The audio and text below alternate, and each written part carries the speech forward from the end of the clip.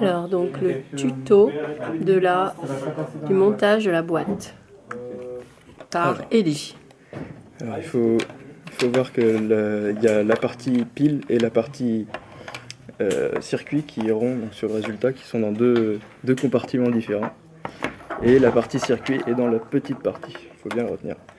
La première chose à faire est de prendre cette pièce-là, la pièce la plus bizarre finalement de toutes, qui a deux encoches, une pour venir mettre ce petit connecteur et l'autre pour faire passer les fils. Donc les fils qui permettent d'aller du compartiment du haut au compartiment du bas. Ensuite, il faut choisir une des pièces latérales.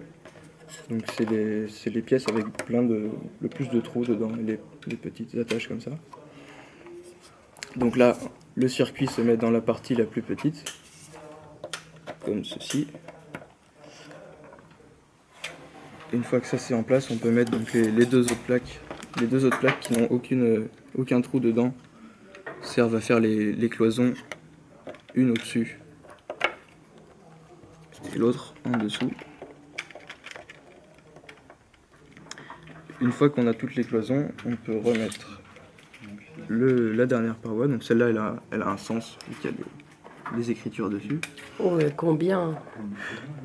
C'est important. Combien intéressant. Voilà, donc là, il y a les encoches normalement s'ajustent comme il faut, voilà. Et une fois qu'on a ça, il reste à mettre les deux faces. Donc il y en a une avec le logo CitizenWatt, l'autre avec le trou essentiel pour la place du connecteur. Essentiel aussi.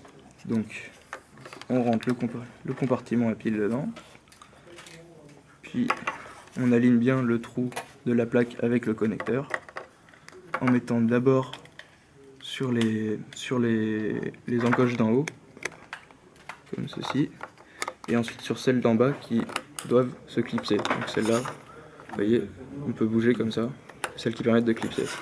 Et pareil de l'autre côté, d'abord là où ça bouge pas, et ensuite on clipse. Voilà. Et c'est dans la boîte.